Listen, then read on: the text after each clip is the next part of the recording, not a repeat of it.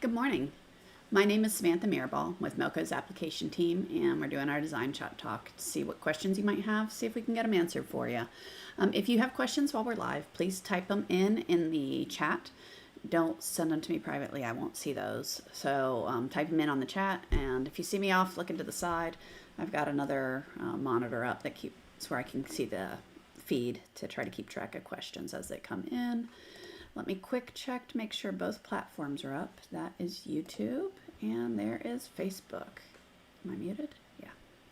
Awesome. And where is my other software? There it is. And my sound is working, I think.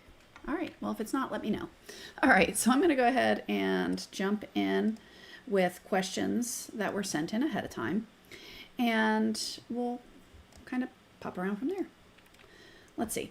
What cool effects tricks have you learned? Whether it be tatami, satin columns, or adding borders, things like that. All right, tatami is another name for fill stitches. So in our software, it's called fill. So let's look at it. Cool things I've learned. I don't know if you've watched any of these talks, you'll know I absolutely adore decorative stitches.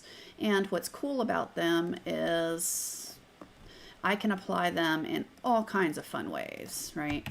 So here I drew a fill, a complex fill, which is a tatami stitch of sorts, and then that's just a walk stitch. And so let's look at different things we can do with those. All right, so on this fill stitch, if I go into the properties, down here, there's a bunch of pattern fills. All right, so those are neat. If you don't know what these numbers are, that's okay. You can either cycle through them and check them out, or there's these 3 dots here. We'll bring up a visual of what these different splits look like. So you can choose them visually and apply, and you'll get different looks with your fill stitch. So those are kind of fun. But those are kind of just straight fills of sorts. Then you have these pattern fills, which are really pretty fun. I like them a lot. Because what you can do with these is, again, apply pretty fun little patterns all over your fill. And you'll see as I'm changing it around, you get all kinds of different looks, right? So, yeah. Where's the scallop one? Ocean, is that it? I don't remember. There, the ocean one's pretty cool.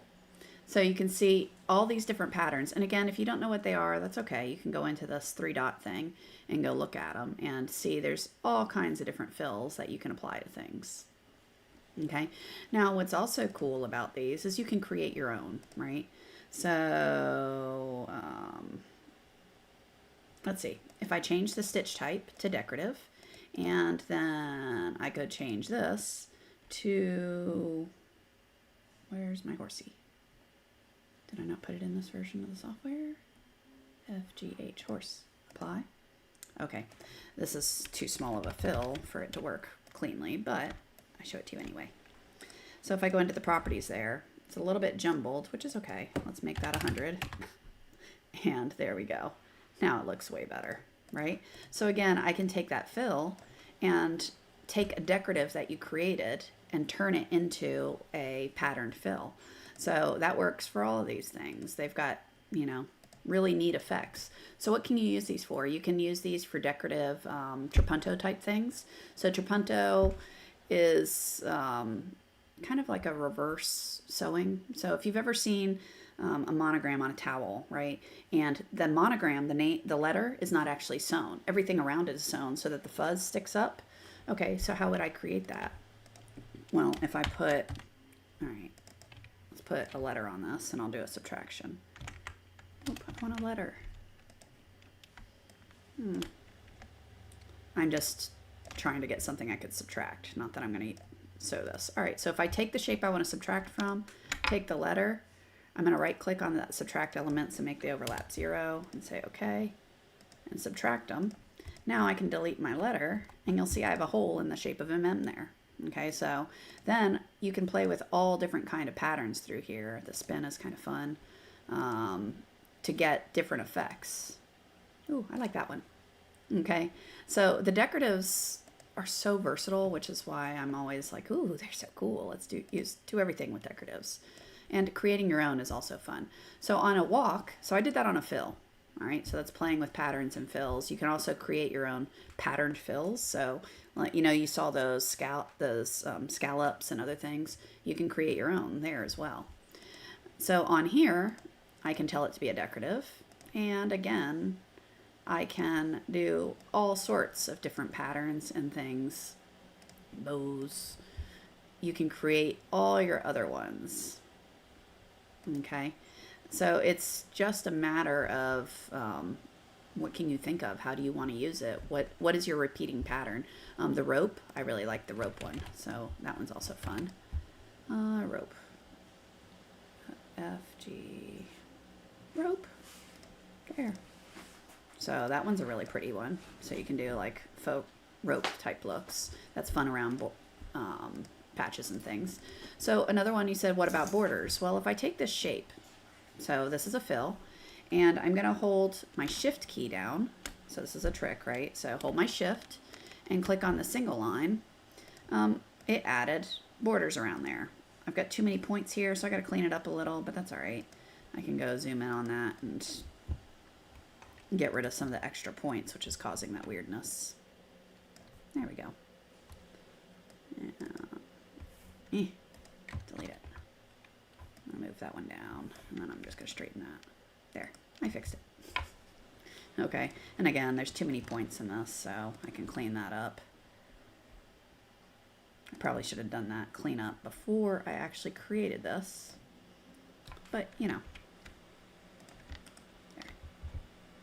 There, now we got some points that actually look like points. Okay, so that's what I did is shift click on the single line. You can also, if you can't remember shift or control, right here is the change element from one type to another. And that's where I'd say, all right, I want to change it to a single line and add it. And it will then add those borders that I just did. Okay, so I'm going to delete those. All right, so those are borders. You can also use offset. So if you haven't seen that, that's pretty cool. So right here, offset outline. Let's say I did a 10-point offset. And all right, you can't see that offset. Let's try it again. Let's do a 30 point. So that's going to be, I did 10 already. So, okay, it's a different look. So if you want, let's say you want a separate border, right? So I could offset that, do the same thing again, shift click, and I made a mess down here with how I did stuff, but that's all right. You get the idea. So object, I can then take that offset outline and do -40. Really what I should have done is done a copy and paste. But hey, look, I did pretty quick borders. And this because I didn't clean up the points first on the basic art. Stop it. Control click, control click. It's a little bit straighter. Delete that. We don't need all these extra points. Okay. It's a little better anyway.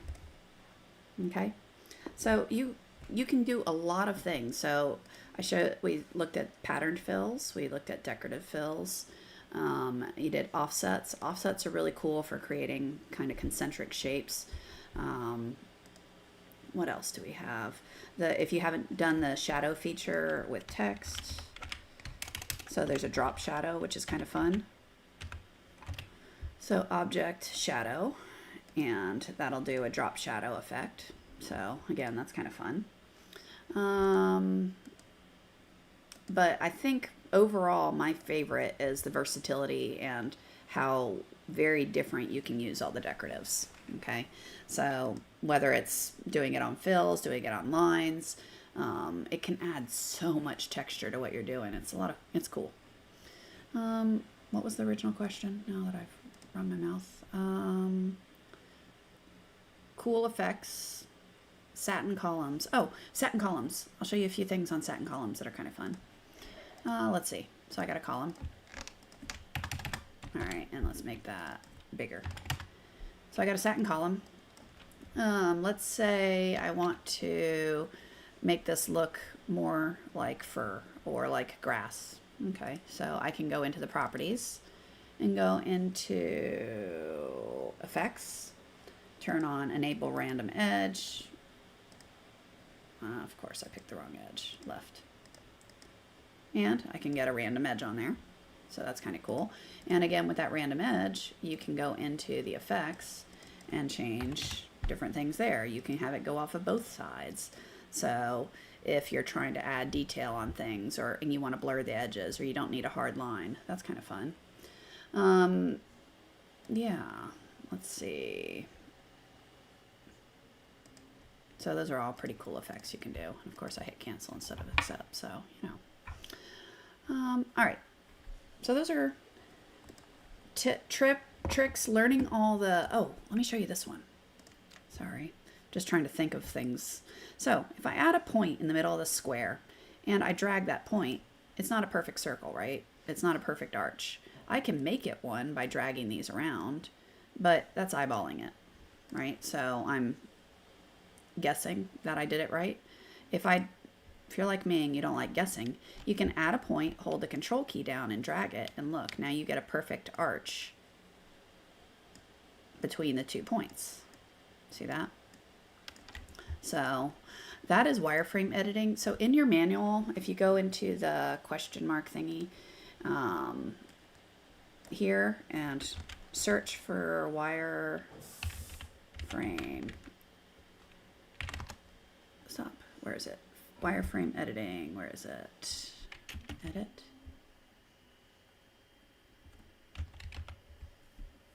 Editing modes, I think.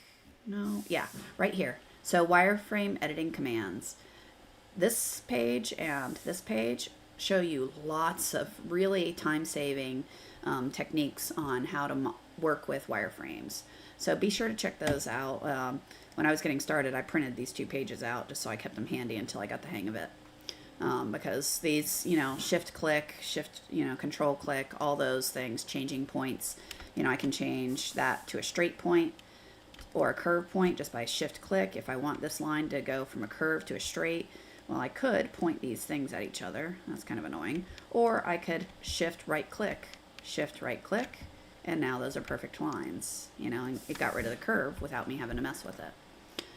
All of that is shown there. So those really help save you time and make digitizing go quicker and, in my opinion, more fun. I mean, the faster I get to doing pretty things, the happier I am. So, all right, be sure to check those out. All right, so those are a handful of tricks and things I like that I use probably every day. I'm converting an alphabet that we purchased, so you can choose it and type it in. So if you're talking about that you purchased where every font is every letter is a different letter. So let me find an example. Where did I put my fonts? Dropbox. They're here somewhere. Okay, almost there. Sorry. Things I've bought, fonts. I don't buy fonts like this anymore. That's why I always have to search for them, because I don't use any of these things. So if you bought a font and this is what you get, 200 or 186 files of DST files or EXP or whatever you purchased, whatever format you purchased, Jeff, whatever. There's no easy way to make them typable. All right. You would have to bring each letter in at one at a time, line it up, and go from there. So the fonts that are typable, are computer fonts. So OTFs, and did you say what version software you had? Version 11. Okay, so you can use OTF or TTF. If you have an older one, V10 or V9, it has to be TTF only. So in V11, you can use the OTFs or TTFs. And I believe we've got some videos showing how to do that. But pretty much you would just go find your TTF file, install it on the computer, and let's see, downloads. I already installed it, but this is an OTF. Double click on it, it brings it up, you install it. It'll tell you it's installing the font, and there, it's installed on the computer. So now, if I close DesignShop, and that's the key, it's gotta be closed, and then I reopen it, that's lemon milk something or other. Oh, I don't want that. I want a new file. Text. Lemon. Come on. All right, so let's go find that font. So here, under TrueType, lemon milk. There you go. Apply. kind of fun. That's pretty. Anyway, so yeah, that's all there is to it. So you would install it to the computer, and then those are all typable now. Okay, so if you're talking about fonts that were digitized by a human for embroidery, you bring those in. You've got 186 separate DST files. You bring those in one at a time, line them up, and run it out. If they're OTFs or TTFs, you can type, or OFA, which is Native Design Shop. All right. Let's see. What other questions do we have? There we go. Let me make sure I didn't miss any typed in. Not yet. Thank you guys for joining. Can a vector line be used for laser alignment, and can it be done on DesignShop 9? Okay, so yes, DesignShop really is, the version of DesignShop's not really overly relevant. It's the same process in all of them. The alignment is actually a feature built into the OS. Now, doing this vector line alignment is actually something I don't really recommend by vector line. Laser alignment, absolutely. Do it all day long. I love it. It is the best feature ever. I probably do it 50 plus times a day. I mean, I've got 15 machines out there, so every file I run, we use laser alignment on.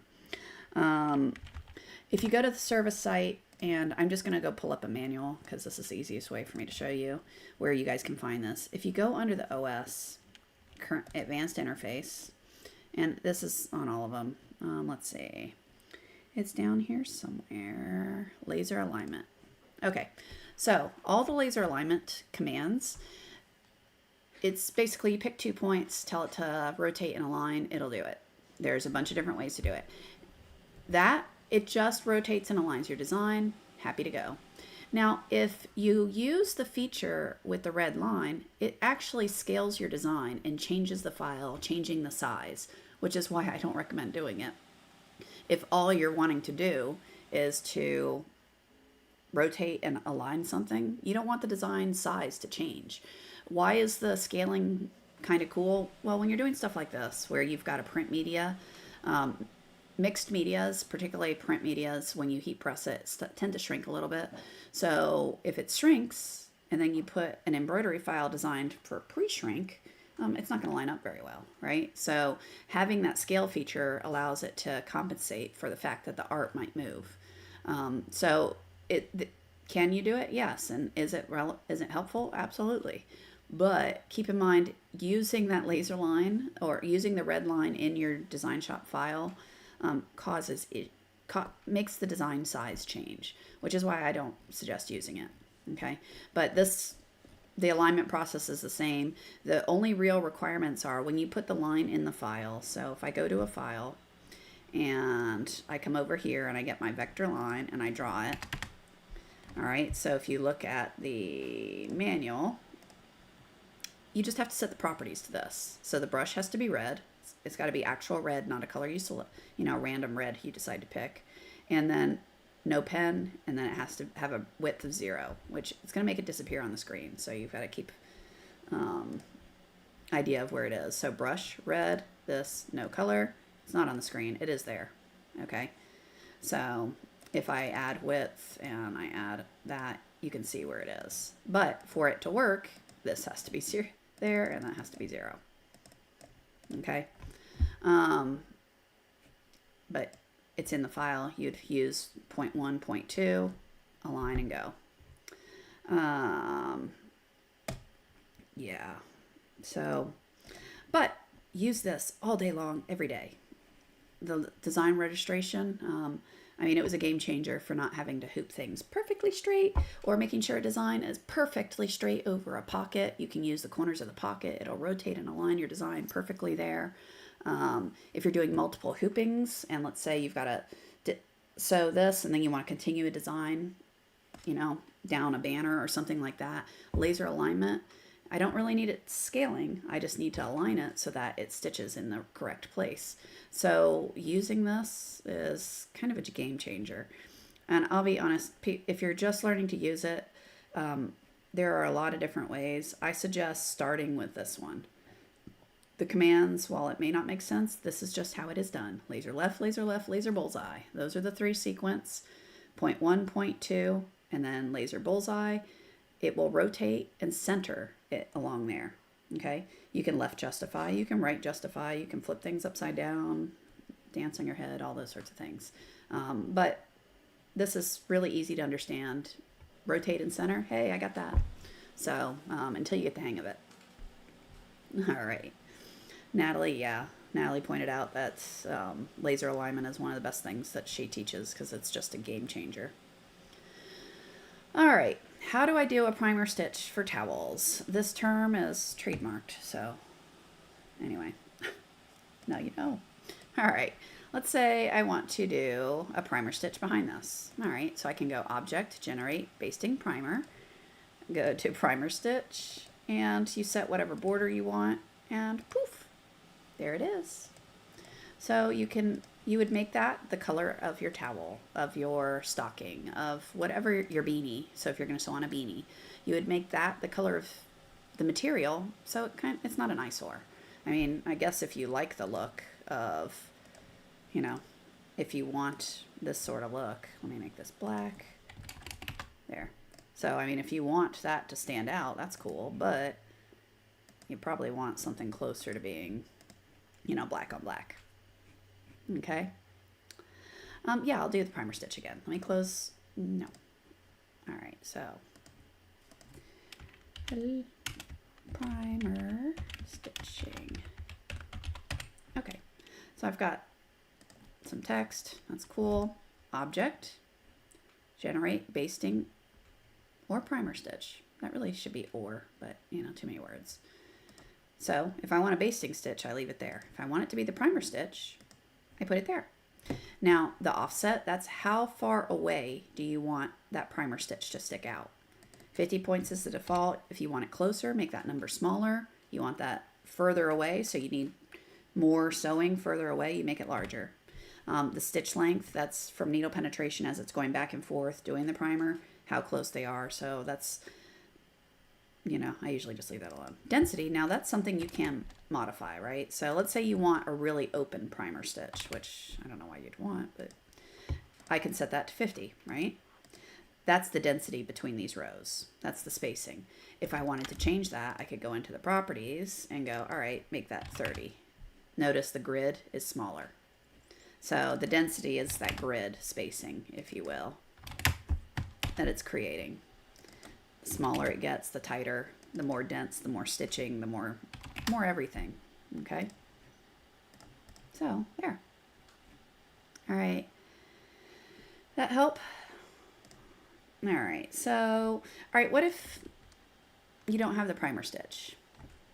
Okay, so what can we do then? Well, I can create a fill. So let's say I just want it to be the shape of the lettering or just under the lettering. So I can create a rectangle. I can go into the properties and set this to be 30, the density to be 30. The underlay, I can turn off auto, make the density 30, 0, 90, and turn that off. Apply. There. Now I get the grid. So you can do it yourself this way. Density, underlay, tell it to be an underlay with a 0 border margin. That's going to make the underlay go all the way to the edge of the shape that you drew. If you leave a border margin, I'm going to make it big so you can see it. Okay, 50 is ridiculous. Don't do that. But that just shows you what it's doing. It's basically only doing this underlay, which is the stitching going perpendicular to the top stitching, and it's keeping it 50 points away from the edge. So if you want it to go all the way to the edge, it's got to be 0. All right. The 90 degrees is the angle relative to the top stitching. So you see these are all perfect squares or perfect 90-degree angles. That's what it is. If this number is different, the density is different, now you get rectangles instead of squares. So whatever density you put on this tab, so if I put 50 here, I need to come to the underlay and make that 50. Okay. If you want to modify the wireframe to be closer to your lettering. Okay, so oh, here. This right here, these little connecting points, you can change that to basically there's not another 40 points to go make a stitch here before it gets to the end, so it just goes to the next row and keeps sewing. That's what's going on. In stitching, if you turn on trapunto, and I like trace border if I'm going to use trapunto, it makes every stitch go to the edge. Okay, These are level dependent features though, so if you don't have it, it's not like anyone sees if you're doing tone on tone, no one's going to notice it anyway. But anyway, if you have trapunto, you can turn that on. Okay, let's say we want to, I'm going to move that over there. All right, let's say I want to round this corner. So I can add 2 points. I can now click this one, and remember I showed you earlier that click and drag? So click and drag, and now that's rounded. So I can round corners, click that one, click and drag, that corner's rounded. If I want to, I don't know, let's say I want to bring this up for some reason. I can drag my points up, and maybe I want that rounded instead. You know, what do you want it to look like? I mean, just play with it. All right. But yeah, so you can modify around it. Now, other things you can do. So I use that rectangle and started with that. Well, I can also just eyeball it using if I hold my alternate key down, I can go, all right, let's bring it down. A little further over. Backspace, I didn't like that point. So let's go about here. There. Let's go about here. I'm not going to bother going down there. I'm just going to keep it straight all the way across. And then Shift Enter to close the shape. I'm going to move this guy so it's a straight line. Cool. All right.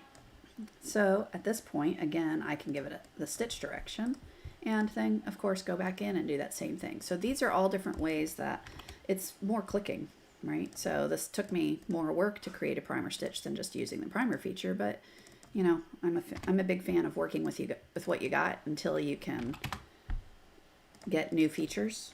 New features are awesome, by the way. But anyway, but if you've got an older version and you're not ready to upgrade, that's cool. Work with what you got. Okay. I would round all these, but anyway, you get the idea. And trapunto, we got to turn on trapunto. There you go. Yeehaw. Now that's pretty. Okay. All right. So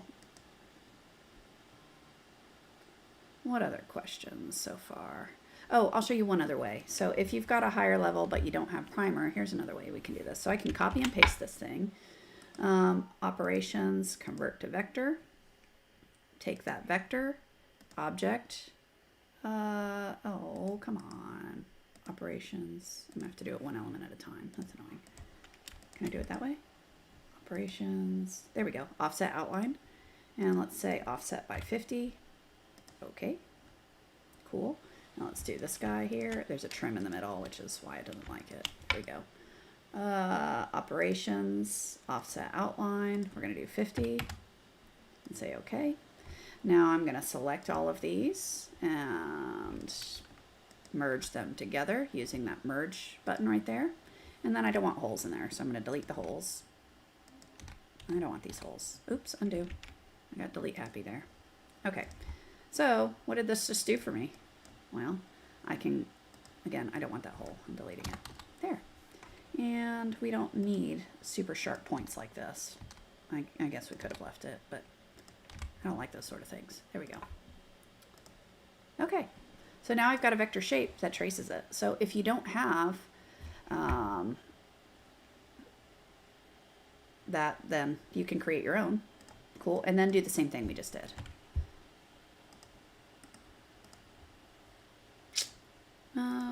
So make that 40, underlay, turn that off, 0, 40, 90, make that 25, there you go. And then turn on trapunto because I love it. There we go. Okay, so I created a primer stitch manually. Kind of cool, huh? All right, Sherry, hopefully that helped. Gatiana, is there a release for DS12, a release date? If there is, I don't know it. I haven't been briefed on any of that, so I don't know. I know this. Anyway, I don't know. You'll have to ask your salespeople. Right now, I don't know. I'm sorry.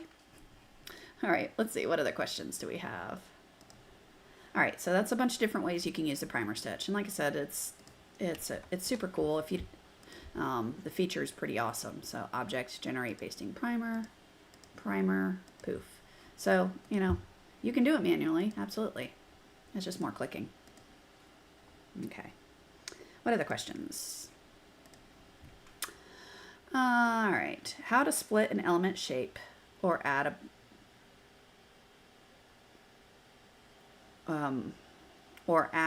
a border, for example, a broken heart. Okay. The next question someone typed in, you're gonna make me think today. We'll get there in a minute. All right, let's do a heart. Do I have one? All right, file, open. I'm gonna go to the C drive, if I can find it. C drive, designs, graphics, the fill one, that one. All right, so there's a heart. I just wanted something to trace.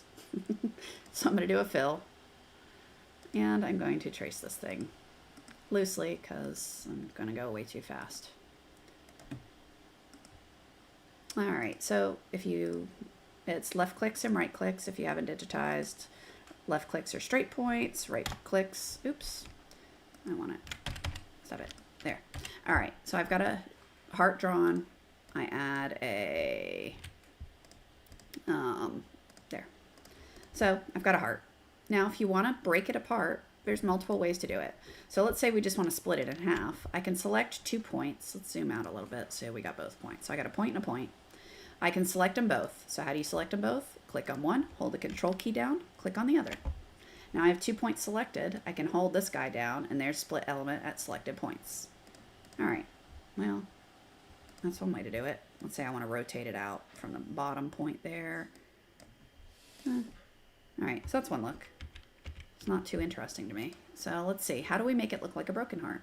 All right, select what you want to modify first. So I'm going to select this heart. And then right here, there's this insert splice. So I can hold that button down and there's insert curve splice. So now I can go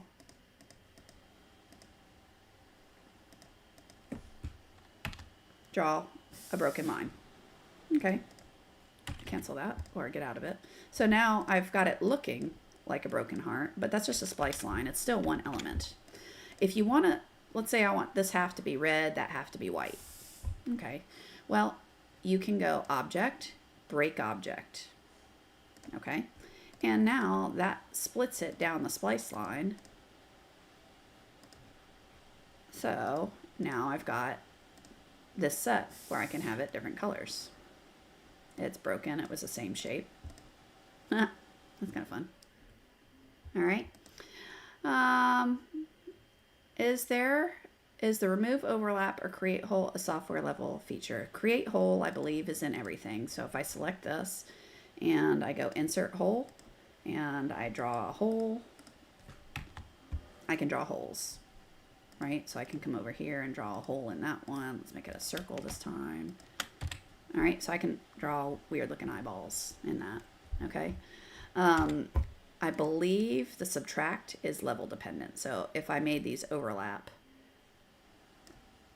and I wanted to remove this black stuff from underneath the red, I would select what I want to subtract from first, then click on this. If I want overlap, be sure to right click on that and then tell it what you want your overlap to be, and then you click on it, and now you'll see it deleted the extra stitches, leaving that 10 point overlap.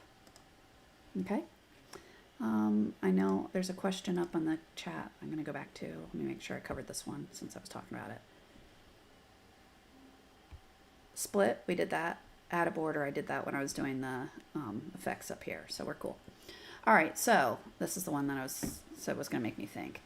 Is there a way to use the envelope tool with non-native fonts? Okay, envelope. All right, that's a native OFA file, all right? And I can come over and tell it to be an envelope and add points and make it stretch around, right? And I can do whatever, make it fit it. All right, well, if I take that and I go into the properties, I can come down to true type, and I just installed that lemon font. Where is it? LEMON. Lemon. So that's non-native. It's a computer font, and it let me use that. Now, if you're talking about that big pile of font, the 186 DST EXP files, no, not really. And I say not really because there kind of is a way, but I don't recommend it. Because what you can do, I'll show it to you. It's a feature, so let's look at it. You just got to be careful with it on expanded stitch types. That's where my hesitation comes. Okay, so Legacy Designs. That lemon font I got from DeFont. I was making some stuff for my children and I downloaded it to use. Anyway, all right, I was showing the that thing. What's it called? Transform outline. There we go. All right, this is kind of an envelope, not really, but kind of. Transform outline. You got to be. Here's my. I'll show it to you, but keep in mind this is best done on wireframes. You do it on expanded stitch types, you're messing with the file, and it's not. I wouldn't do it personally, but I can warp this thing all kinds of crazy ways. Now, notice it kind of destroyed the design, right? Made it look like a cat, and now it's ruined. But, you know, it is a feature there, and if you do minimal stretching and warping, it probably is fine.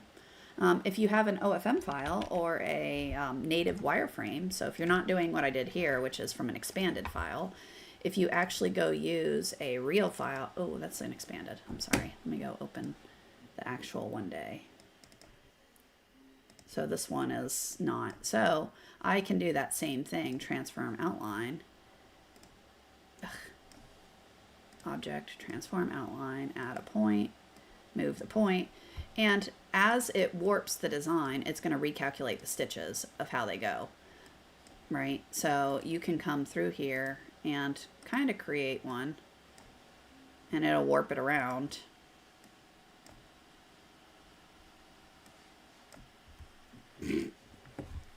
Doesn't look like a bird anymore, but you get the idea. Okay.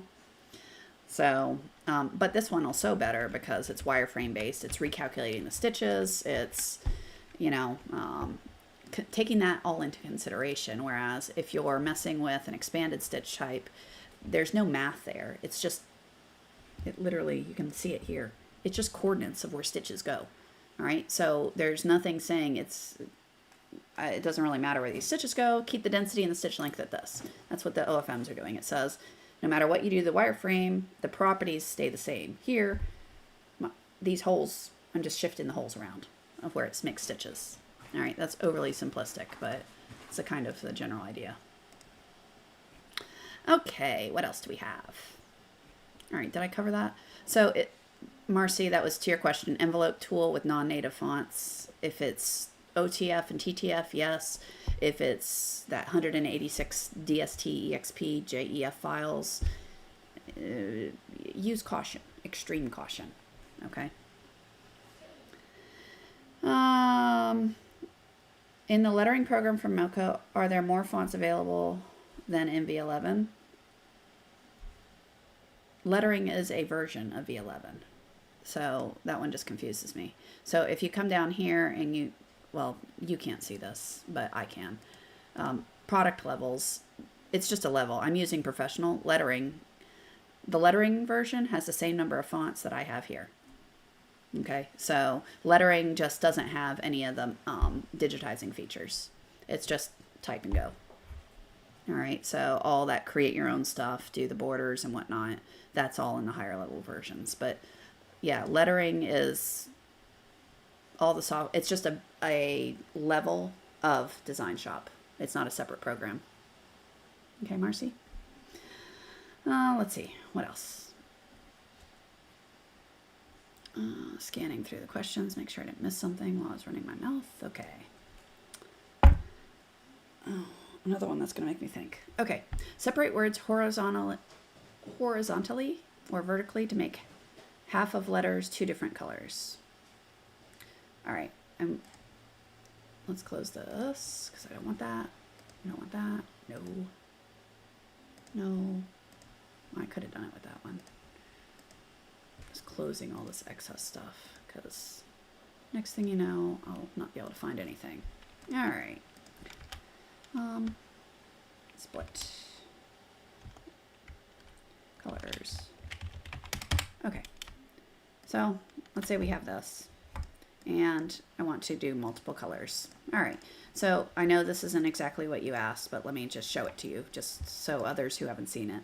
So let's say I want every letter to be a different color.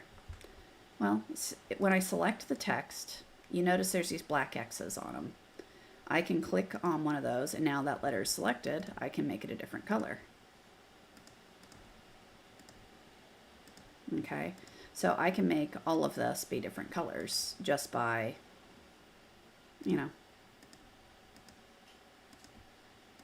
clicking them all. All right, so that's one. Now, if I want to split these, let's say I want to take the C and make the C, the top part be one color, the bottom part be another color. That becomes more interesting, okay? Now we're modifying the font. So if I take this, I'm going to go into Properties and Operations, Convert to Wireframe. Convert to wireframe once you're happy with everything. So digitize it, get all your properties set up, because now this isn't a letter anymore. This is properties, right? Or this is a wireframe. But what's cool here is I can now add some points, use my custom point selection tool there, select those 2 points, and then say split element at selected points. And now I can make that one color, that another. Oops. Okay. Let's say I want to split it where this part of the C, again, select one point, then the other. Now split element at selected points. I can make it be that color. Again, I can put a point there, select those points using the control key, split element at selected point, make that yellow. I don't know, whatever color you want it to be. Okay, so you can split them all up however you want. But what I'm doing with this is I'm taking that letter that's in wireframe point and then splitting it apart. Okay. So it's now no longer typable, something I can type. Now, if you want to create your own font, that's cool. You can digitize it to be multicolored fonts, but that would require you going into the alphabet editor and creating your own font from scratch to specifically be 2 colored fonts. Okay. All right, what other questions? All right, we did that. Oh, this one. I made an example for this one. All right, so the question was you gave me the font and I sat there and drew it off of your picture. Oh, that was silly. Anyway, I drew the B. Your question was, see these big bulky things? They're not exactly clean. They look kind of rounded and messy. It's way too many stitches. It's messing with the vinyl, all of that fun stuff. So how do we fix that? Okay, well, one, you got to understand what's happening here, of why that's happening. So the stitches it's trying to make a turn, right? The stitches are trying to go around a corner. And if I told the stitches, you got to run this way, and then by the time you get over here, you got to be running this way. So that means the stitches have to sweep around to go work its way over there. So what ends up happening, you get about 2,000 stitches, I'm exaggerating, but you get about 2,000 stitches in one spot or near one spot while it's trying to fan out enough to cover it. So that makes this whole area super dense. It generally doesn't sew very well. It ends up looking, I always say it looks like a mushroom top. It does this sort of thing, right? It's not as sharp as it should be. Okay, so how do we fix it? Oh, where's my example? My B. Open. Dropbox. Where's Dropbox?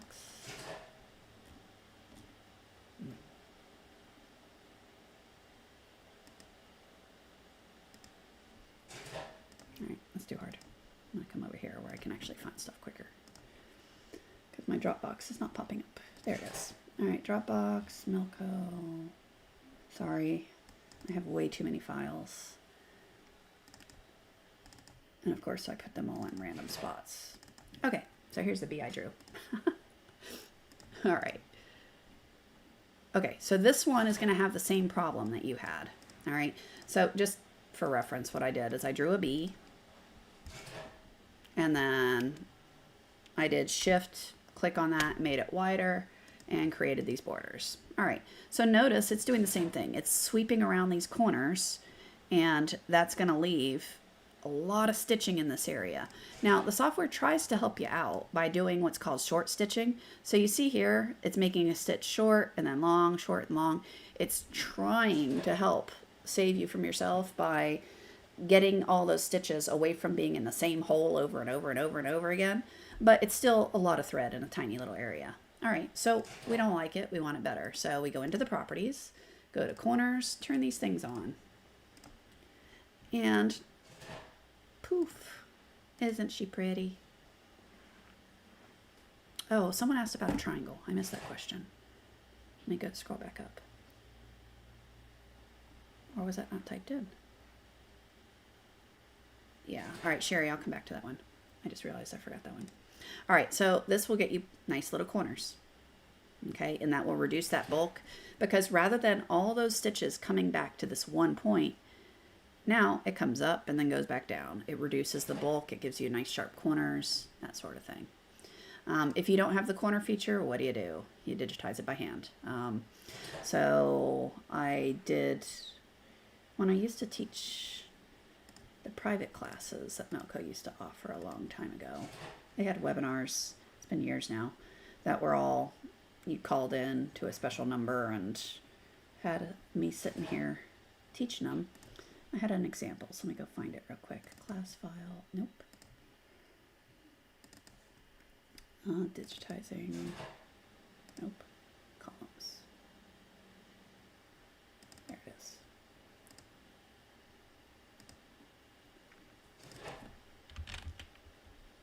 Okay. Oh, that's lovely. All right, so I did this a long time ago. So again, that's the problem we have that we're trying to fix. And if I do it manually, so rather than using the corner features, you can come over here and I can digitize it a whole bunch of different ways. So this is just 2 overlapping single line centers. This guy here is a complex fill with a splice line to give it that mitered look. Okay. This one here is again a complex fill with stitch directions running. So if I go to the stitch direction, I've got one this way, and then I put one across the top, and that cleans that up. Or I can go and create my own miter completely by hand by using the column tools and specifically make them overlap. So I've got that one, and then I drew this one, paying attention to the starts and stops. So there's a bunch of ways you can do it to create those clean corners. If you don't have the corner tool, you can still do it manually. It's just, you know, with anything, it's kind of a time-saving feature to have the tool built in. Okay, so that was the B. That was the corners. So there was a question that I missed way up top. What's the best way to make corners sharp? By using miters and by making sure, like, so this sort of thing. When you have miters and captains, they'll sew better than trying to sweep around a corner. Okay, so that's really the best thing I can tell you is pay attention to how you're digitizing them. Make sure your, so if you've got a 90 degree, make sure your stitch direction lines, notice there's one right there and there's one right here. They're about equal distant from one another. That keeps the stitches sweeping uniformly across here, okay? Whereas if you had it jammed down into the corner here and here, you're going to end up with a whole lot of stitches in this corner, which is going to give you that mushroom effect. So giving it plenty of time to sweep around is helpful. Turning on the short stitch feature, so if you go into properties and make sure short stitches are on, that again also helps avoid the excess bulk in the corners. Okay. What other questions do we have? I think that was the only one I missed. Corners, laser alignment, I did that. Talked about trapunto. I don't know that answer. We did that. Okay, so I got all the questions that were typed in. So let me go back to this. And we did this guy. So those were all the questions I had sent in ahead of time. What other questions do you guys have? Oh, I ran my mouth a long time today. So this week was supposed to be tomorrow, just by my schedule. But my son made all county, and I'm the only person who can take him. So I get to go sit in an orchestra room all day tomorrow watching them practice. It'll be great. So he's going to do all county tomorrow, so I couldn't do it tomorrow. Next week is Thursday. The week after that should be Friday, assuming all the children stuff stops. So, yeah. Are there videos on the letter editor? Well, that's just DesignShop lettering. So, yeah. If you go into, or are you talking about the alphabet editor? So the alphabet editor is an advanced feature. So if you're talking about creating your own alphabet, this guy, yes, there's a really good video out on YouTube. It's about an hour long. It's called Alphabet Editor. If you're talking about just using the lettering tool right here, there's also that as well. So let's see. If I go to YouTube, hopefully it won't play videos when I do this because it messes up my sound when it does. Okay. So editor. Yeah. So this video right here is over an hour long. That shows you how to use the alphabet editor. If you're wanting to lettering, if you want to learn about lettering and all the things you can do with lettering, it's these videos here. So that one and that one, although they're probably the same video, just looking at them. But there's also videos on the line types, so like that guy and small lettering, all of this. Great videos. Ooh, I like that one. Anyway, so lots of good stuff that you can look at there. So yes, there are a lot of videos out there for you.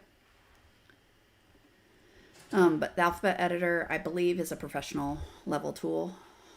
Don't quote me on that, but I'm fairly certain this thing is. Now this is available from lettering up, so all levels have that. Okay, what other questions before I call it a day?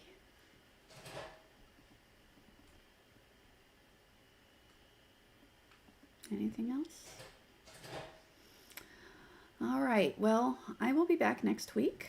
And if you have questions, you'll see this little splash screen that looks kind of like that up in some of the groups online. So if you see that and you have a question, type it in.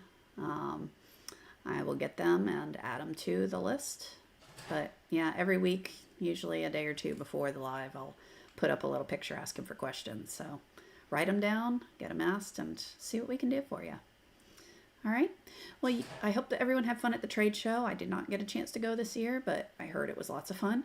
I'm jealous. I want a color reel so bad, but yeah, I can't. They're so expensive. But yeah, the color reels are pretty darn awesome. So anyway, everyone have a fantastic weekend. I will talk to you next week. Have fun sewing. Bye, everyone.